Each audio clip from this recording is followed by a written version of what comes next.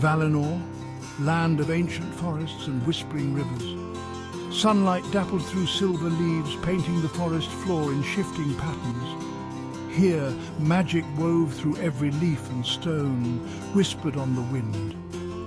Deep within these woods lay a secret, a lake hidden for centuries. Its surface shimmered like liquid silver, reflecting the sky with an uncanny brilliance. The villagers spoke of the lake only in hushed tones. They told stories, legends passed down through generations, legends of a kingdom lost, of a magic too powerful to control.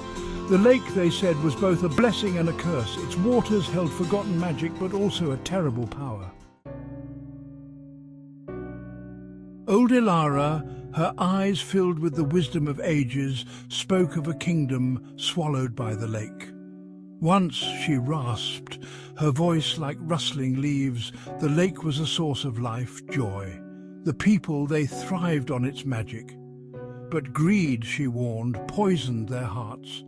They sought to control the lake's magic, to bend it to their will.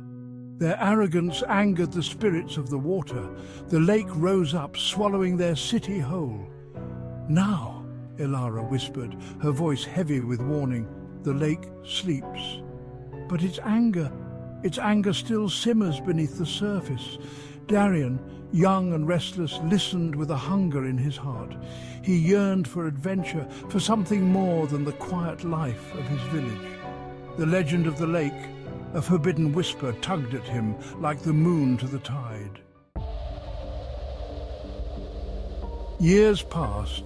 Darian, no longer a boy but a young man, couldn't shake the memory of Ilara's stories.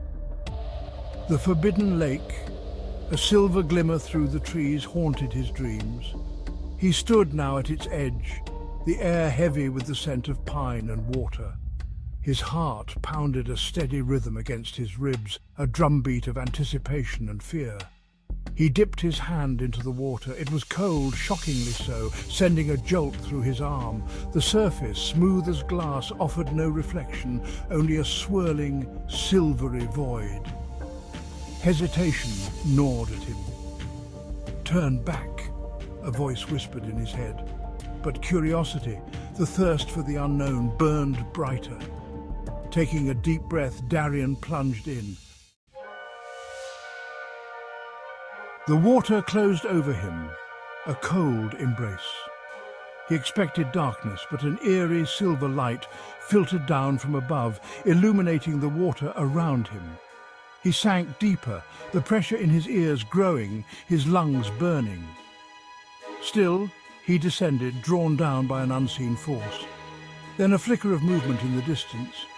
A shape, vast and shimmering, materialized through the silvery haze. Darian's heart leapt. Could it be? He kicked his legs, pushing himself towards the shape, towards the legend he'd sought for so long. The water grew warmer, the pressure easing until he broke the surface, gasping for air. He found himself in a vast cavern, the air thick with moisture and the faint scent of salt. Above him the water shimmered, a barrier between worlds, and before him... Section 5. The City of Azure Light. A city. Not of stone and wood, but of coral and crystal, bathed in an ethereal azure light. Towers, delicate as spun glass, reached towards the shimmering surface of the lake. Fish, their scales shimmering like jewels, darted between buildings that pulsed with an inner luminescence.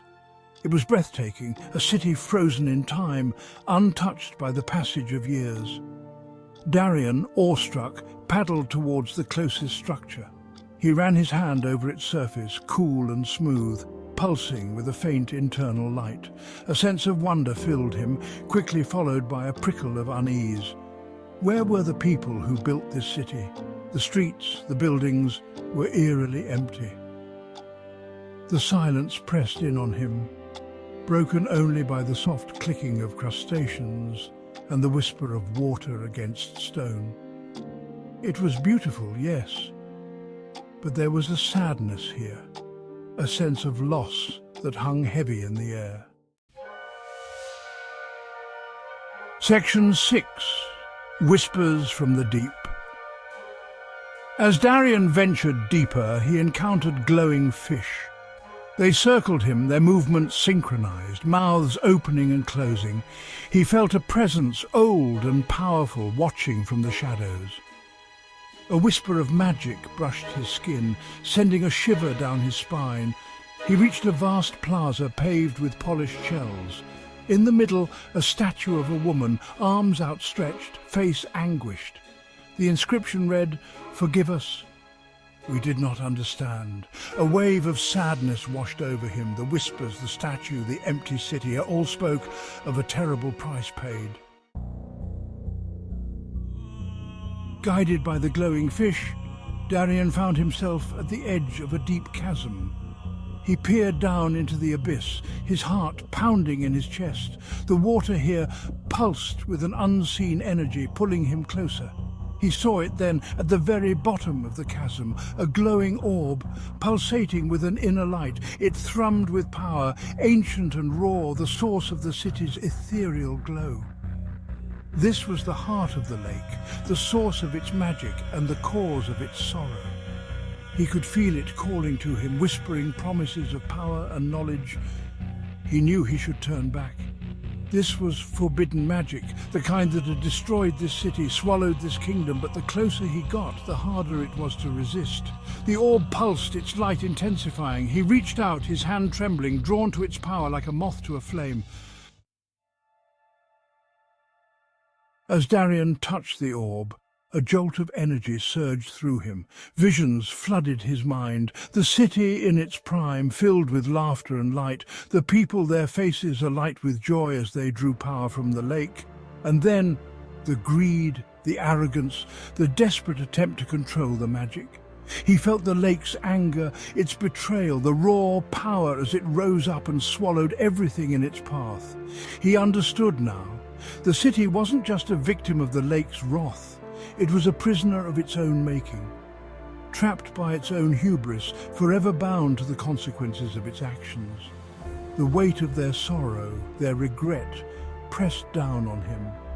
He understood their plea for forgiveness, etched into the statue's base. They had learned their lesson, but at a terrible cost. He pulled his hand back, his heart heavy. He couldn't undo the past, couldn't erase their mistake. But maybe he could offer them something else. He placed his hand back on the orb, this time not with a desire for power, but with a heavy heart. He wouldn't repeat their mistake, wouldn't try to control the magic. Instead, he would offer himself a conduit between the lake's power and the world above. He would use his connection to the orb, to the city, to remind the people of Valinor of the lake's power, not to be feared or exploited, but respected, remembered. He felt the magic surge through him, cold and powerful, weaving itself into his very being. He was no longer just Darian, the curious explorer. He was a vessel, a bridge between two worlds. He looked up towards the shimmering surface, a barrier he now had the power to breach. He could return to his village, tell them what he had learned, warn them, guide them.